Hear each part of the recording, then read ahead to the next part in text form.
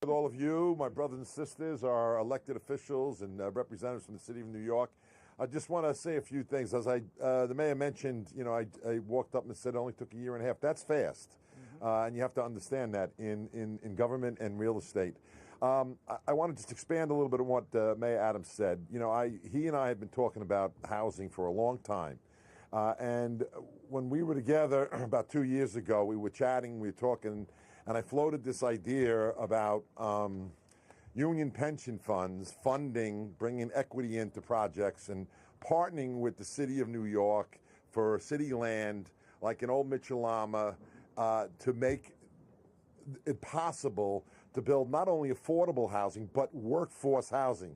And I explained to him that only 3.8% of housing built in the last 2 decades was actually for workforce housing. And workforce housing is the city's essential workers. It's union construction workers, it's cops, it's firefighters, it's nurses, sanitation, teachers. This is the backbone of the city, and these are the essential workers. And in the current environment, these workers make a little too much money to qualify for affordable, but not enough for market rate.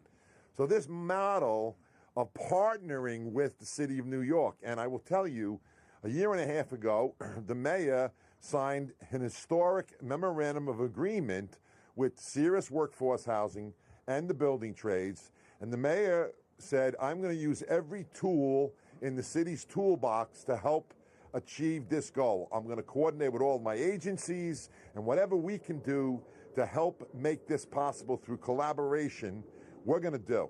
And a year and a half later, this historic day, we're standing here together announcing a 3,000 unit project, 80 acres of parkland.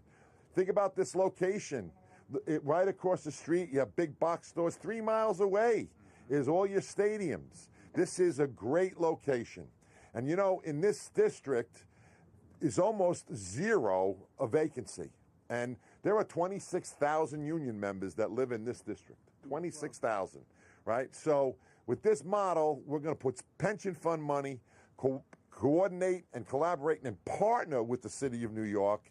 We're going to create thousands of good middle-class jobs that lead to careers. And one of the things that is very important to Mayor Adams and to the building trades as well, we're going to also be able to bring people into the building trades because there's more work for marginalized communities and give them the opportunity to go into the middle class and pursue the American dream. So I want to thank Mayor Adams and all of the agency heads that are here for working with us. We look forward to doing this again and again and again. This is a scalable model.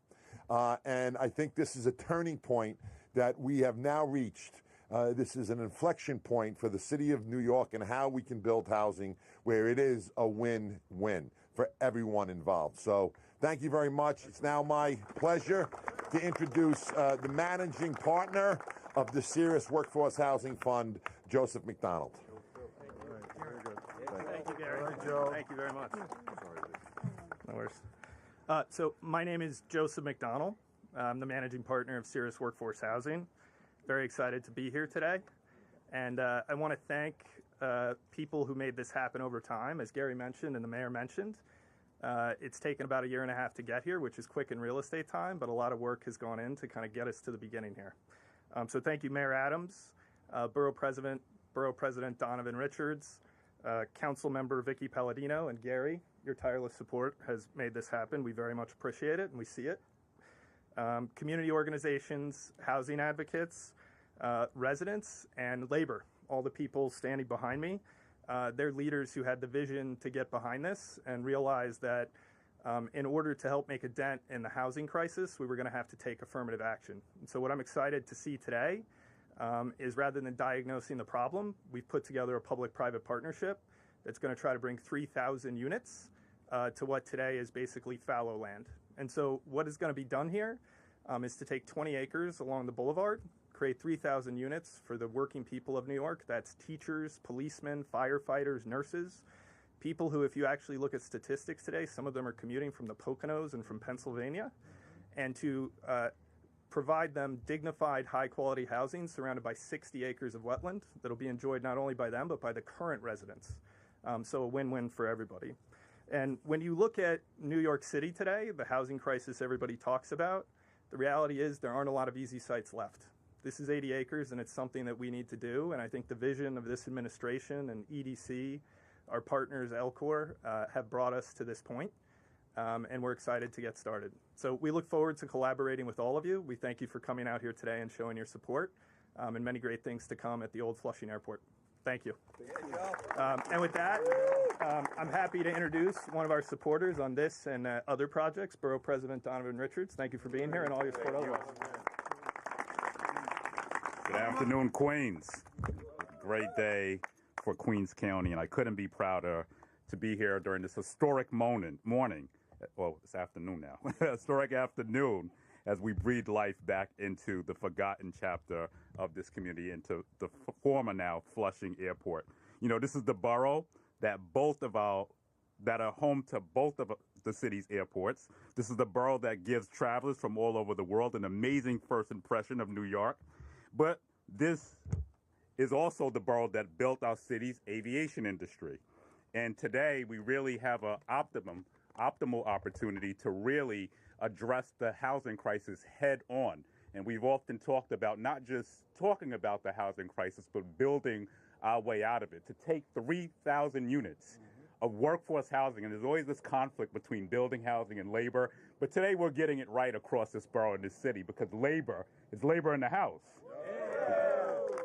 We are saying to the working people of this city that not only are you going to build, but you are also going to be part of building this borough and community as well. And often what we've seen is a lot of our communities, and we've heard this, we hear this every day, many of our neighbors being pushed out of the city who can no longer afford it. The working, the middle class to low-income New Yorkers who don't have an opportunity to stay in this borough and this city.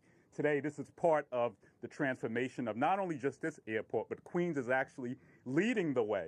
When we talk about what we're doing in Jamaica, another 15,000 units. Today we'll be releasing our recommendation on Long Island City, another 15,000 units online.